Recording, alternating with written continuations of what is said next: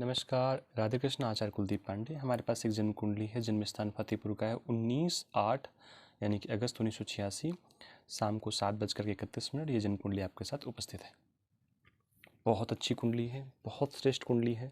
थोड़ा धन के बारे में चर्चा कर लें, थोड़ी सी चर्चा कर लें। बेसिक जो प्रत्येक कुंडली में चर्चा जरूर करनी चाहिए। इस कुंडली का लग्नेश है वो शनि है, और वो शनि जाकर के बैठा है कर्म भाव के क्षेत्र में। जातक को बढ़िया कर्म दिया, अच्छा कर्म दिया, और जातक अच्छा कार्य कर रहा है अपनी फील्ड में। उसके साथ लग्नेश शनि यहाँ पर बैठे हुए हैं। साथ में जो धन भाव के स्वामी हैं वो जाकर के लग्न में बैठ गए। जातक के पास पर्याप्त धन है, धन की कहीं कोई किसी प्रकार की अव्यवस्था नहीं है। और दसम भाव के स्वामी जाकर के एकादश भाव में बैठ गए गुरु के यहाँ। अब इसमें थोड़ा एक चीज़ और देखिए, गुरु महाराज जो 11वें भाव के स्वामी हैं शनि महाराज के यहाँ, शनि महाराज जो लग्न के स्वामी हैं मंगल प्रभु के यहाँ, और मंगल जो कर्म भाव के स्वामी हैं गुरु महाराज के यहाँ। तीन ग्रह आपस में कम्बिनेशन बना लिया। लग्नेश आय भाव का स्वामी और कर्म भाव का स्वामी, और केवल इतना ही नहीं, उसने अपने साथ जोड़ लिया धन भाव के स्वामी को, गुरु को भी, क्योंकि गुरु सेकंड भाव का स्वामी होकर के लग्न में बैठ गया। यानी कि अब आप इसमें धन की स्थिति आप कल्पना कर लीजिए। भगवान की बड़ी अच्छी कृपा है, होना भी चाहिए। सब कुछ व्यक्ति के पास, जातक के पास है। इसको अगर फिर आप देख लें थोड़ा सा, अगर आपको कुछ अजीब लग रहा है, इसको फिर समझ लेते हैं धन की स्थिति बड़ी अच्छी क्यों है। लग्नेश शनि यहाँ पर, लग्नेश शनि यहाँ पर, और थोड़ा रुकिए जी, लग्नेश शनि यहाँ पर 9 डिग्री के, दसम भाव के स्वामी एकादश भाव पे, और एकादश के भाव के स्वामी लग्न में, और धन भाव का स्वामी लग्न में। ये कॉम्बिनेशन किसके साथ बन रहा है? कॉम्बिनेशन बन रहा है आपका गुरु के साथ, जो बड़ा प्लेनेट है। कॉम्बिनेशन बन रहा है आपके पास शनि के साथ, जो पृथ्वी का बड़ा प्लेनेट है। और कॉम्बिनेशन बन रहा है आपका मंगल के साथ, जो प्रॉपर्टी का प्लेनेट है। भाव कौन कौन से इन्वॉल्व हैं? भाव कौन कौन से इन्वॉल्व हैं समझिएगा। मैं ऐसे बताता हूँ। लग्न, 1 नंबर का मतलब लग्न। और कौन सा भाव इन्वॉल्व है? 2 नंबर धन। और कौन सा इस कॉम्बिनेशन में भाव इन्वॉल्व है? 10 नंबर कर्म। और कौन सा भाव इस कॉम्बिनेशन में इन्वॉल्व है? 11 नंबर आय। हाँ, 12 नंबर भी इन्वॉल्व है, अलग बात है, लेकिन अभी बस इतना ही सिर्फ। यानी कि जातक के पास पर्याप्त धन है। थोड़ा अगर बेसिक बात करें तो पति और पत्नी को मिलाकर के लगभग 2.5 से 3 लाख रुपए के आसपास भगवान के पास पर मंथली इनके पास हो जाती है। और सरकारी रिकॉर्ड में है, तो उसमें ऐसा भी नहीं कि कोई आपको कोई समस्या हो, क्योंकि वो सब छन घूम फिर करके आता है। ये धन की बात हम, लेकिन हमारा जो आज बेसिक कॉन्सेप्ट है वो विवाह, और स्पेशली प्रेम विवाह। तो उसमें आगे बढ़ते हैं, लेकिन एक निवेदन है आपसे कि चैनल पर अगर आप पहली बार आए हो तो इसको सब्सक्राइब कर लें, जिससे कि आप भी हमारे परिवार के सदस्य बन जाएं, और आगे जो भी कुंडली या कुछ भी डिस्कशन हो उसको आप तक आसानी से पहुंचता रहे। जब भी किसी भी कुंडली पे पंचम भाव और सप्तम भाव, इन दोनों का कॉम्बिनेशन होता है, पंचम भाव और सप्तम भाव, इन दोनों का कॉम्बिनेशन होता है, और इस कॉम्बिनेशन में किसी भी प्रकार लग्न इन्वॉल्व हो जाए, लग्नेश, पंचमेश और सप्तमेश, तो ऐसी स्थिति में जातक का प्रेम विवाह होता है, निश्चित होता है, कहीं कोई संदेह नहीं है, बिल्कुल होता है।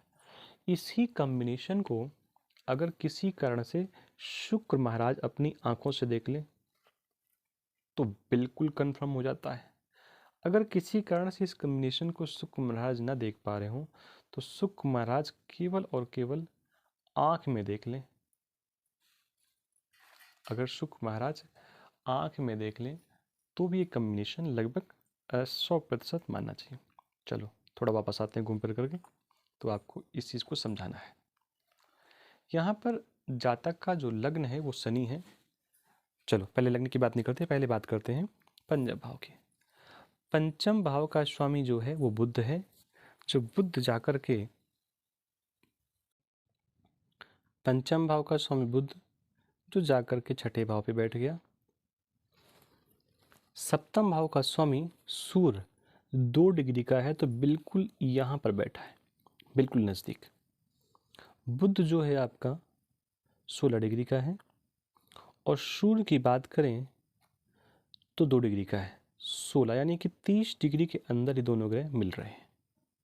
इधर 16, इधर कितना बचा? इधर बचा आपका 14,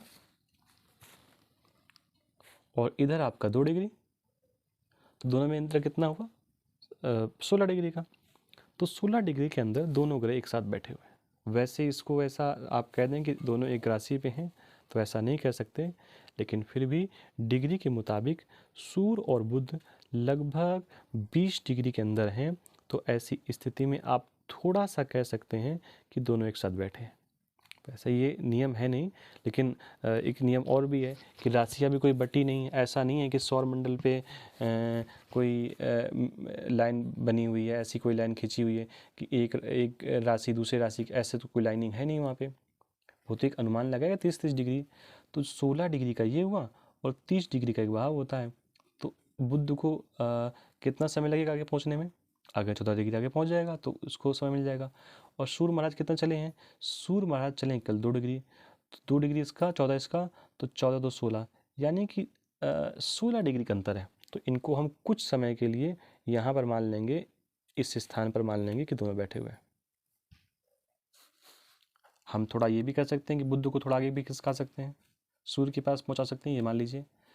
और जो लग्नेश शनि है वो यहाँ बैठे हुए हैं, और यहाँ से बैठ करके 10वीं दृष्टि से वो सप्तम भाव को देखने का प्रयास कर रहे हैं। 10वीं दृष्टि से सप्तम भाव को देखने का प्रयास कर रहे हैं।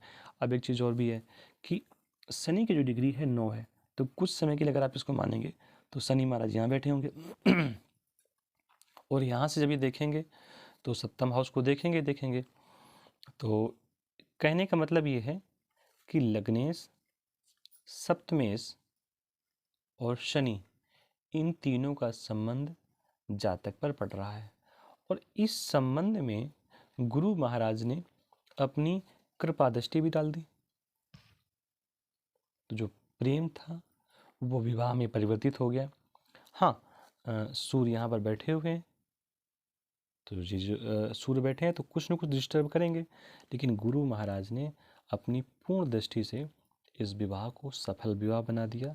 ये विवाह ठीक है, अच्छा है, सफल है, ऐसा मान करके चलना चाहिए। जातक के पास एक कमी है, वो ये कि जातक का जो सुकून है, चैन है, वो गायब है। कब से? जब से जातक का विवाह हुआ है। उसका कारण क्या है? उसका सिर्फ और सिर्फ एक बेसिक कारण है कि शनि महाराज ने अपनी कृपा भरी दृष्टि से द्वादश भाव को देखा। पहली चीज, द्वादश भाव को देखा। स्वयं उनका भाव है, स्वयं उनका घर है, अपने घर को देख रहे हैं, लेकिन वहाँ पर देख किसको रहे हैं? चंद्रमा को देख रहे हैं। चंद्रमा जल का स्रोत है। शनि की तीसरी दृष्टि पर ऐसा बोलते हैं गुरुजन लोग कि सल्फ्यूरिक एसिड पड़ा होता है। तो ऐसी स्थिति में ये द्वादश भाव को शनि महाराज डिस्टर्ब कर रहे हैं, और उसके साथ अभी भी चंद्रमा मिला किससे है? अगर 2 दिन पहले की बात करें तो चंद्रमा किससे मिल करके गया है? मंगल से मिल करके गया है। तो और 4 दिन पहले की बात करें तो चंद्रमा किससे मिल करके गया है? शनि से मिल करके गया है। और 8 दिन पहले की बात करें तो चंद्रमा किससे मिल करके गया है? केतु से मिल करके गया है। उससे एक दिन पहले और बात करें तो शुक्र से मिलकर गया है। तो चंद्रमा की लेकर के यहाँ से लेकर के जो यहाँ तक की यात्रा है वो ठीक नहीं है। शनि से पहले ही मिल करके गया है चंद्रमा, और उसके बाद शनि ने पीछा नहीं छोड़ा, और अपनी तीसरी दृष्टि पूरी की पूरी, तीसरी दृष्टि का मतलब 3 दृष्टियाँ होती हैं, तीसरी, 7वीं और 10वीं। तो जैसे किसी का इंटरव्यू चल रहा हो तो पहले वाले से ज़्यादा प्रश्न पूछ जाते हैं, बाकी वालों से कम पूछ जाते हैं। तो पूरी की पूरी तीसरी दृष्टि उन्होंने यहाँ पर डाल दी। अब जातक का चयन वगैरह सब खो चुका है, लेकिन पैसा नहीं, कर सकता नहीं। आगे जब यही चंद्रमा थोड़ा सा जा कर के बृहस्पति से मिल रहा है, कम्बिनेशन बना रहा है, कुछ स्थितियाँ ठीक होंगी।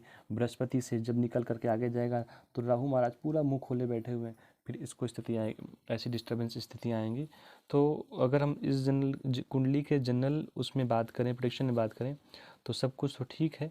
धन अच्छा खासा कमाएगा, बहुत कमाएगा, कोई समस्या नहीं है, सब बढ़िया है।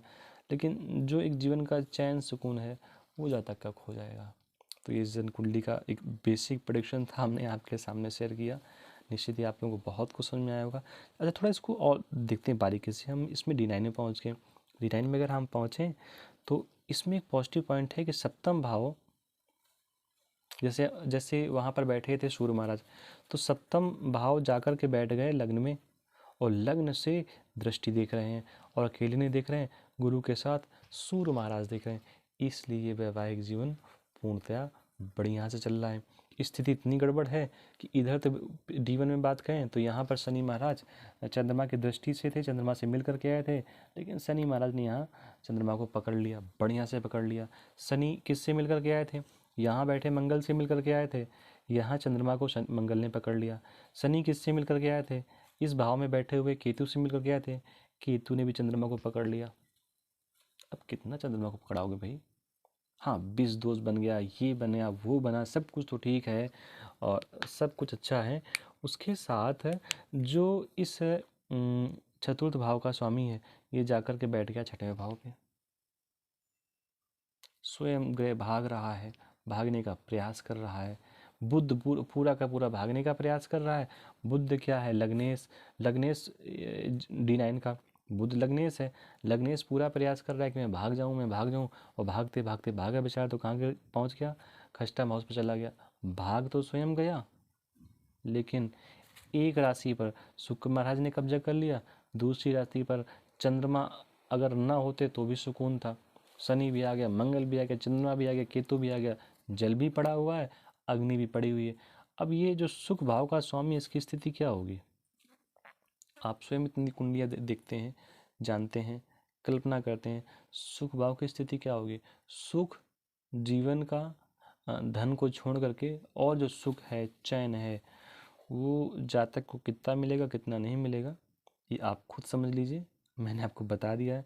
इतना ही नहीं, शनि और शुक्र आपस में मित्र ग्रह हैं, लेकिन जो द्वादश भाव का स्वामी है शुक्र, इसको शनि महाराज ने फिर पूरे इस सल्फ्यूरिक एसिडिक कम्बिनेशन से मिला करके अपनी जो 10वीं दृष्टि से फिर देखा है लग्न को, तो सब कुछ डिस्टर्ब करने का प्रयास किया है।